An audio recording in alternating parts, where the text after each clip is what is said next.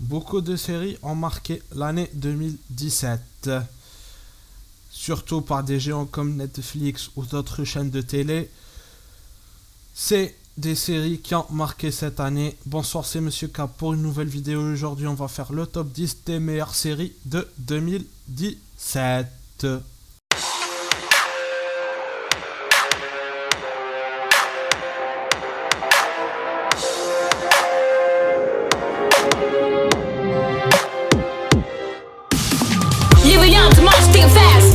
Numéro 10, DOA.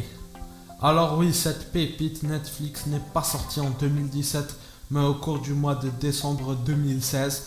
Néanmoins, il était impossible de faire l'impasse sur cette bizarrerie que l'on a personnellement découvert en début d'année. Véritable expérience insondable, ce délire perché continue encore de nous laisser sur le cul tant il aura réussi à nous émerger dans cette histoire invraisemblable, tenant malgré debout par on ne sait quel miracle, très proche de Shyamalan, le bon Shyamalan de OA, part absolument dans tous les sens tout en restant sur une ligne directrice concrète, celle du récit de Prairie, au point de former un ensemble cohérent, étonnant et très solide. Ce n'était pas du tout gagné d'avance, surtout avec une hippie gourou sous Prozac comme personnage principal, mais on l'aime beaucoup malgré tout, la Prairie. Numéro 9, The Sinner. Mini-série de 8 épisodes emmenée par Jessica Biel, The Sinner joue clairement la carte du mystère pour attirer le spectateur dans cette enquête aux aboutissants bien gardés. Pourtant, comme souvent malheureusement, la résolution de celle-ci ne se montre pas forcément à la hauteur de tout ce teasing, mais révèle en revanche la beauté de la relation simple mais profonde entre l'accusé et le policier. The Sinner est une série faite de non-dits et de secrets gravitant autour de personnages destructeurs où les révélations éclaircissent autant le récit que la psychologie des personnages. Et c'est bien là le plus intéressant. Numéro 8, Silicon Valley. Après 3 saisons à la qualité croissante, Silicon Valley a un peu plus enfoncé le clou au cours de cette 4e, aussi généreuse et intelligente dans son humour. On regrettera que les personnages n'évoluent jamais vraiment, exception de Richard peut-être, que seul leur parcours change. Mais malgré cette recette limitée, la comédie de HBO continue de multiplier les citations drôlatiques avec ce même ton cinglant et irrévérencieux. Entre les personnages crétins, les cyniques, les enfoirés et bien sûr les blindés de tics, Silicon Valley n'a pas fini de puiser dans cette source intarissable que est cet univers impitoyable pour établir un panorama réaliste de cette industrie dont le fond bien détestable. On se marre beaucoup, mais parfois d'un rire jeune. Numéro 7, Godless. Parmi le vaste catalogue de Netflix, difficile aura été pour Godless de tirer son épingle du jeu alors que le géant américain produit à l'appel films et séries à la qualité très variable. Pourtant, cette mini-série de 7 heures environ est probablement ce qu'on a vu de plus généreux cette année en termes de contenu en restant dans la série télé. Plein d'amour vis-à-vis du western classique, Scott Frank en reprend tous les grands codes pour un contenu qui ne surprend pas mais qui conquit le spectateur par sa richesse imparfaite dans l'écriture, notamment parce qu'elle est trop dialoguée. Godless propose une galerie de personnages charismatiques et couillus, nuancés par un paquet de flashbacks désirant absolument expliquer la personnalité de chacun et les relations qu'ils entretiennent entre eux. Puis le final de 1h20 comble absolument toutes nos attentes avec cet affrontement inévitable et mis en scène avec brio. Numéro 6, American Vandal. Ce qui s'annonçait comme un documentaire à l'humour balourd et bof s'est en fait révélé être une parodie maligne des codes du documentaire d'investigation, d'une lucidité surprenante sur le système éducatif américain dans les petites banlieues.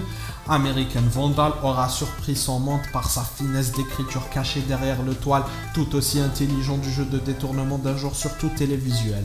Au final, cette série Netflix nous aura fait trop peu rire. mais pour en revanche amener une réflexion intéressante sur la présomption d'innocence, la réputation au lycée et l'importance du paraître. Si on nous avait dit qu'une tempête parodique sur des tags de pénis proposerait ce genre de propos, on se serait plus marré qu'un pendant le monologue final de Wonder Woman. Numéro 5, Rick et Morty. Cette année encore, Rick et Morty aura su offrir à ses spectateurs de sacrés moments instantanément cultes. Pickle Rick, plus inégal que la géniale saison 2, la troisième saison de Dan Harmon et Justin Roiland, restera dans les mémoires tout particulièrement pour sa seconde moitié et son épisode 7 inattendu d'une dimension tragique mémorable. Dans ce tel contexte, on aimerait voir Rick et Morty évoluer vers un format moins unitaire afin de créer un récit dans la continuité, ce qui occasionnerait moins de frustration à voir le show passer du coq à l'âne d'un épisode à un autre. Mais paradoxalement, c'est aussi pour ça que l'on aime, car cette liberté d'action engendre de véritables coups de génie tragicomiques et de ce concept visible nulle part ailleurs, aussi décalés qu'ils peuvent être vecteurs de réflexion sur notre société. Numéro 4, Last Chance U. Face au grand succès de la saison 1 aux États-Unis, tout du moins, Last Chance U s'est payé le luxe d'une saison 2, mais surtout d'une saison 2 meilleure que la première. En reprenant le même concept, la série documentaire de Netflix développe une remise en question vis-à-vis des personnages et une vision plus globale du football universitaire qui vient ainsi apporter un regard critique sur ce que l'on peut voir. Encore une fois, Last Chance U passionne par sa galerie d'hommes et de femmes bien différents les uns des autres, plus ou moins attachants, mais jamais traités avec une manichisme et négativité envers le comportement, lorsqu'il s'agit des joueurs en tout cas. À travers cette université paumée, la série dresse le portrait d'une Amérique défaillante, notamment dans son système éducatif. Une grande série documentaire. Numéro 3, Kingdom. Impensable pour nous de ne pas évoquer Kingdom qui s'est clôturé au terme d'une saison 3 partiellement écrite comme la conclusion de ce drame familial. L'annulation inattendue de la série a sûrement obligé Byron Palasco à revoir de l'empressement l'écriture de ces derniers épisodes, créant ainsi un déséquilibre et une accélération des événements surprenantes, parfois fragilisés par des intrigues superficielles, celles entourant d'hommes, personnages insupportables. La série aura malgré tout réussi à se conclure avec une force inouïe, balayant l'inintéressant pour centraliser son final autour d'un seul et même événement. Kingdom, derrière son univers et ses personnages burnés, s'est toujours évertué à développer la psychologie fragile et dépressive de chacun, notamment à travers leur besoin de se battre dans une cage ou leur dépendance à plusieurs vices. Ce final souligne les difficultés de communication entre une même famille élevée à la turque, jusqu'à ce qu'elle paie le prix cher difficile d'en ressortir indemne. Numéro 2, Mindhunter.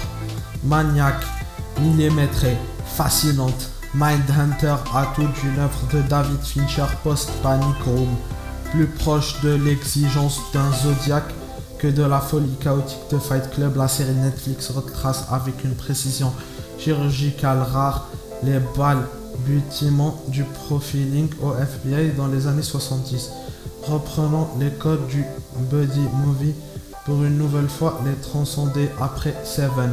David Fincher et Joe Penhall, saisis par des dialogues remarquablement écrits, tous les enjeux de cette science à en devenir dans une société américaine violente, traumatisée par le Vietnam, Charles Manson ou encore la répression du mouvement hippie.